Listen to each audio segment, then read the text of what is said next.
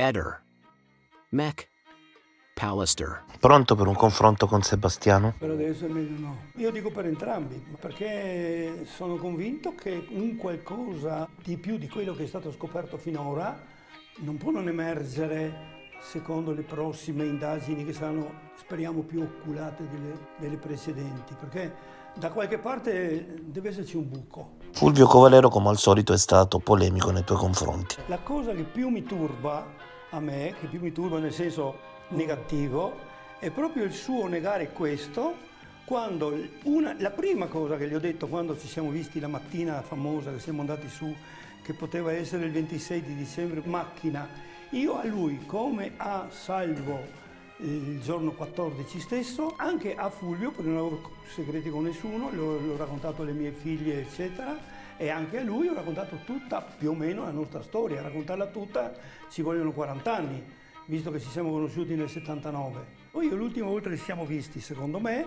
e sentiti, è stato e in occasione di quando l'ho portato al Monte Spaccato, appunto, che abbiamo passato tutto il pomeriggio assieme, mattino pomeriggio che era neanche, adesso mi scappa anche questo, ma siamo andati dopo dal Monte Spaccato, siamo andati assieme e alla stazione vecchia di Guardiella, che si prestava anche a nascondere un qualcosa, se vogliamo, come noi intendevamo cercare, e in Capofonte, il capolinea della 12, e lì lui ha visto quella famosa macchina da cucire, e lì mi ha chiesto chissà se la testa in auto, e gli ho detto proviamo, e infatti, e lì si è impressionato vedendo che nel mio cofano c'era un sacco nero, e se vuole riimpressionarsi viene adesso in questo momento, apriamo la macchina che è qua sotto in parcheggio e credo che ci sia un sacco nero sul fondo, per capirci. Io lo tengo soprattutto per riparare da eventuali cose,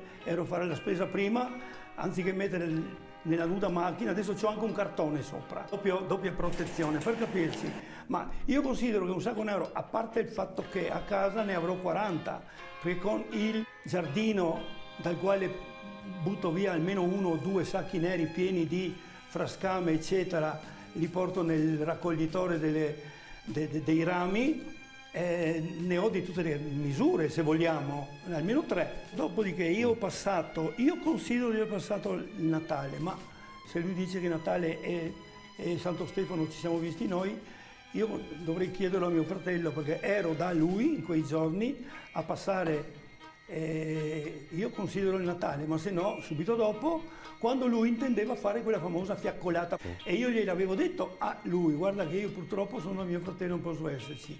Mi ha telefonato, non ero a Trieste, non l'hanno fatta, hanno fatto un pezzetto, non ero fatto fiaccolata ma hanno portato un fiore, e io ho chiesto a Fulvio, siccome io non ci sono, prendi una rosa rossa anche per me, porti anche quella. E io ero segreto per voi, per la polizia, io sono andato il giorno 15 spontaneamente, io lavoravo per cercare Lili e per parlare con la polizia, non con i mass media, farmi apparire. Per questo è l'ultima cosa che vorrei fare. Io non posso ricordarmi, perché non l'ho segnato da nessuna parte, né più di tanto se vogliamo, né cosa ho fatto esattamente il 14 né il 15, ma il 14 sono rimasto a casa e lo comprova il mio telefono che era con me e la mia macchina che era con me. A meno che non sia venuto a prendermi un drone, mi ha portato indifferente dove lui crede che possa essere per trovarmi con Lili. Io purtroppo l'ho sentita l'ultima volta e basta, finito, per me è finito là.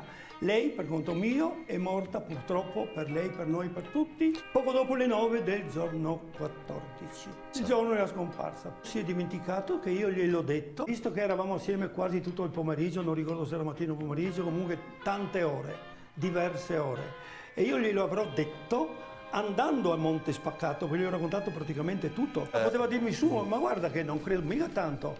Allora a questo punto io purtroppo devo ritornare indietro a quando che anche per quanto riguarda lui, a Liliana avevo chiesto più volte, ma con tutti questi uomini con i quali ti va a bere il caffè, qualche giorno ti butta qualche sardone. E lei mi aveva risposto franca e veloce, e ti puoi buttare tutti i sardoni che vuoi, casca tutti per terra. A questo punto lui dice no, ma mi dico che anche Covalero può aver buttato qualche sardone che si casca per terra. Quando ha sentito lui la nostra storia, noi siamo rimasti veramente i primissimi anni lei per me era un'allieva e di poco più anziana della mia figlia. Io la consideravo una ragazza, una ragazzina, ecco. E così siamo rimasti per anni, per decenni forse, con periodi blandi nei quali ci siamo anche persi di vista, se vogliamo, ma per poco, perché il periodo che io ho trovato mia moglie, lei ha trovato Sebastiano, ci siamo sposati ambedue, eccetera, eccetera. Ma noi ci vedevamo, l'ho detto e lo ripeto a Iosa, soprattutto per forza di cose, perché io, presidente del Marathon, presentavo in comune, provincia e regione i programmi e le domande per avere l'accesso per la Carsolina, per le campestri, soprattutto per la Maratonina del Carso.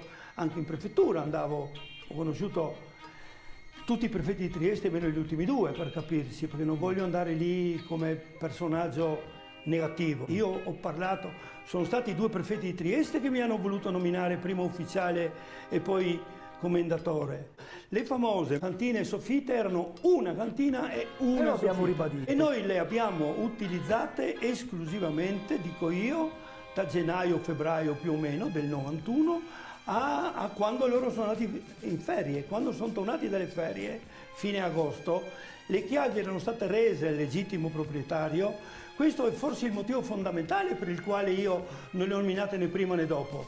Le ho nominate solo per ribadire a Sebastiano la sua incredulità sulla nostra relazione. Se noi ci troviamo di nascosto in via Pondares, nel pulmino, in una soffitta, in una cantina, può avere più peso questa nostra relazione o no? Covalero si è autoassegnato il ruolo di regista della vicenda, scrivendo il copione poi seguito da chissà chi. Potrebbe non essere escluso perché lui ha insegnato a chi, io voglio dire, custodiva o ha custodito il corpo di Liliana, perché lei è stata tenuta da qualche parte, non poteva essere stata esposta lì il 14. L'avremmo trovata macerata, giusto? Viceversa, io personalmente, e Sergio, il fratello, è con me, non potremmo mai credere che lei potesse essere viva da qualche parte e riapparire dopo 3 settimane, intanto senza aver mangiato altro che la famosa colazione del 14. Era vestita così, ma soprattutto noi siamo convinti, io e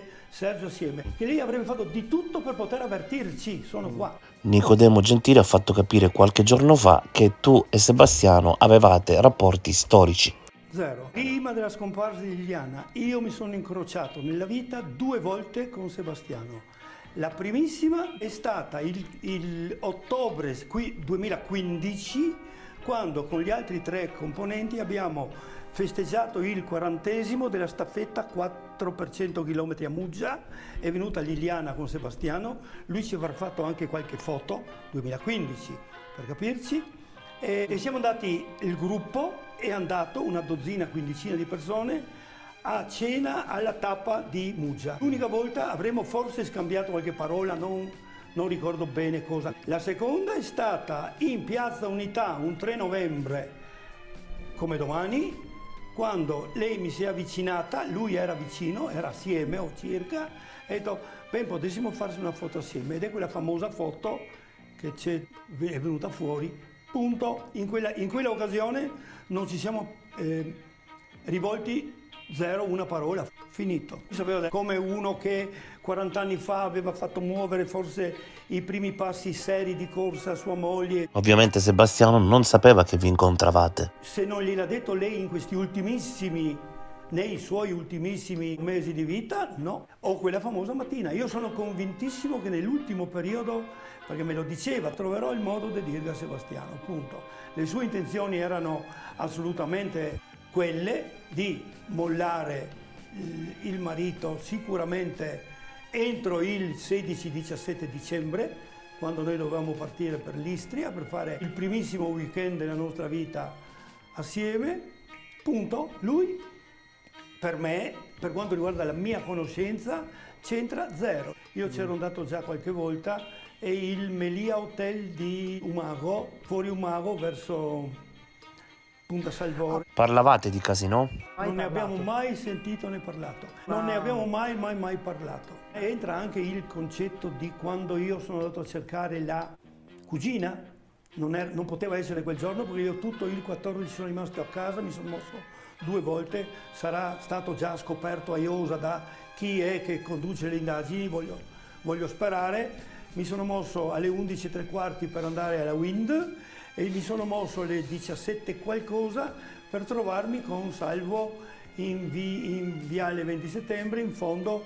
Io ho parcheggiato in zona tribunale. Sapevo che lui era il vicino di casa e con loro passavano, negli ultimi tempi almeno, diverse domeniche andare a pedalare. Purtroppo per me loro il ruolo che hanno e che io consideravo che potevano avere era quello di conoscere le sue abitudini e sono stati tirati dentro da me. Purtroppo per loro, gli chiedo scusa se può essere così, perché io ho chiamato Salvo, volevo andarci da solo ma avevo bisogno di una spalla, non sapevo dove trovare Sergio, non aveva niente di lui. Ci siamo conosciuti il sabato successivo, proprio sconosciuti, è venuto a casa mia. Ho trovato il suo numero tramite sua cugina, quella di Plavie, e la cugina l'ho trovata tramite mia figlia che mi ha aiutato a fare ricerche. Io sono andato sicuramente o il 15 o il 16, dico, a Plavie a cercare, perché sapevo della sua esistenza. Non è possibile trovare una Radin perché il cognome è di Nubile da prima. Chi ci può confermare il fatto che tu il 14 fossi a casa tua? Io ero a casa ed ho provato dalla mia presenza con il mio telefono là, che non lo abbandono mai, e soprattutto con la mia macchina che aveva su il GPS.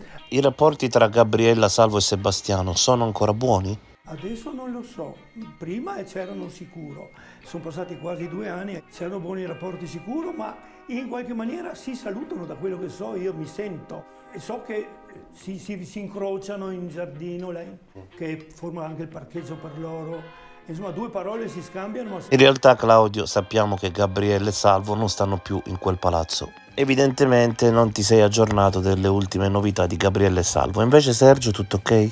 Sergio, col quale ci vediamo spessissimo, almeno un paio di volte alla settimana, e siamo in ottimi rapporti, come avremmo potuto essere da cognati o pseudo. Cioè, io considero che quello che io dico lui pensa e viceversa. Una delle cose che ti viene contestata è non aver parlato prima di soffitte e cantine. Perché? Da 5 mesi non erano più in nostro possesso le chiavi, manco una della sede di Via Pondares, sì. E io sono andato a cercarlo la sera stessa del 14 in Via Pondares, sperando che si fosse rifugiata o da un'amica o da qualcuno. La sera del 14, mi sembra di averlo detto, almeno spero, in polizia il giorno dopo. E l'unico posto dove lei poteva essersi rifugiata, che io avessi potuto accettare il discorso, era la nostra sede di Via Pondares, vuota, per cui chiavi io e lei.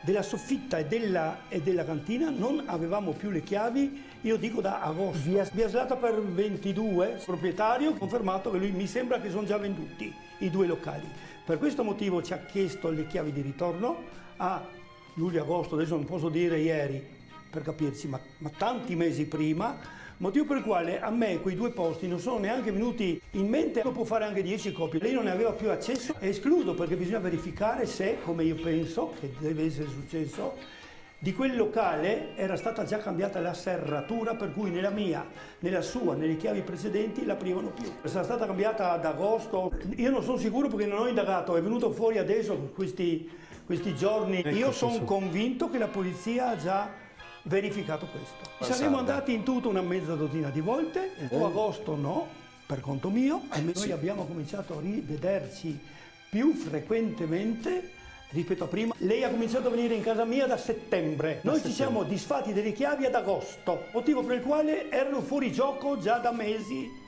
Punto. Prima che lei mettesse piede per la prima volta in casa mia. Le cantine, la cantina e la soffitta erano 2 locali riadattati, eccolo, dal proprietario, nel quale avevano prima e forse anche durante dormito atleti nostri che sono del Veneto, del Trentino. Quando venivano a fare una gara a Trieste avevano anche il posto per dormire, c'era un divano letto, se vogliamo, era confortevole. Quando è venuta là è venuta con me, punto e basta. Ho mandato a Nicodemo Gentile la versione ultimissima, cioè quella che lei non poteva essere andata là perché con ogni probabilità, dico io, io nego la possibilità che lei possa essere rimasta viva dopo il 14, ma le sue chiavi non avrebbero più aperto quella là. Dell'ubicazione di questi due locali, ma lui sapeva, Nicodemo Gentile sapeva di questi due locali da alcuni mesi. Ma come fai a essere sicuro che Liliana ha restituito quelle chiavi? Le ha date a me? Hai o no la possibilità di entrare in quel posto o la chiave in tuo possesso? Se non c'era tutta questa rincorsa di tutti i media che hanno fatto tutto questo cancan, questo caso era già chiuso. Ne parlano in Australia e in Argentina, dove io ho due cugine e anche loro lo sanno, giusto perché sono steppini. Tu credi alla testimonianza di quella signora che afferma di aver visto Liliana in zona ospedale maggiore il 22 dicembre? Quella signora, con tutto rispetto, ha visto un'altra persona. Secondo chi segue il caso, un po' tutti i personaggi sono contraddistinti dal mentire reiteratamente. Tu hai detto bugie? Da me nessuna, perché considero, l'ho già detto a lui e l'ho scritto a Nicodemo Gentile, non è una bugia quella che io ho taciuto sulla soffitta e magazzino, ma è un'omissione di dire un qualcosa della quale io per primo consideravo più l'importanza. Parlare a dicembre, gennaio, febbraio, marzo, i mesi successivi di quella roba dove era chiusa, che valenza ha? Mi ricollego a un altro perché, che è stato detto adesso dalla cugina, ma io l'ho detto 1 anno e mezzo fa o giù di lì. Perché il fratello e la cugina, perché non hanno potuto vederla? Che cavolo di impedimento c'era? Non hanno potuto vedere, le hanno potuto vedere una fotocopia di una foto. E non tutti potevano o dovevano vedere questa metà qua del viso, cioè quella a sinistra, sì, che era tumefatta. Di qua invece c'era un segnetto, ecco e basta. Non faccio niente altro che ripetere quello che ha detto la cugina. La cugina ha detto, perché non ci hanno fatto vedere Lilli? E io lo ribadisco, io non avevo titolo per farlo, ma il marito, il fratello e la cugina hanno visto non una foto, la fotocopia di una foto. Una messa in scena, io l'ho detto qua, lo ripeto, è una messa in scena di chi le ha depositata là per far credere a un suicidio. Hanno fatto, dico hanno perché non può essere una persona, hanno fatto un qualcosa di storto perché 3 settimane sono troppe, lo avessero fatto 2 o 3 giorni dopo, il corpo è stato mantenuto freddo da qualche parte. Sebastiano, che ultimissimamente continua a dire che era terrorizzata dalla mia telefonata bla bla, allora tu sei talmente idiota che fai 100 telefonate contro 20 a una persona che ti terrorizza per telefono? Io la terrorizzavo. Allora lei è talmente idiota da chiamare 4 volte il numero delle telefonate lei a me e 1 volta io a lei. Sebastiano poteva avere scoperto la vostra relazione negli ultimi tempi? Negli ultimi tempi secondo me sì, o almeno di un qualcosa. Secondo quello che parlavamo con Lili, parlavamo di tutto altro. Ho detto, ti sta tranquillo, mi troverò modo di dirle. Dopo che parlemmo, ho detto le ultimissime parole, secondo me c'era un qualcos'altro di cui parlare. Giuro, parola d'onore che non ho idea. Un qualcosa di altro, punto. Probabilmente poteva averglielo detto, per esempio. Quello che lei diceva, ha detto io entro il 16-17 trovo modo per dirglielo. Ehi, non dimenticare di iscriverti a questo canale.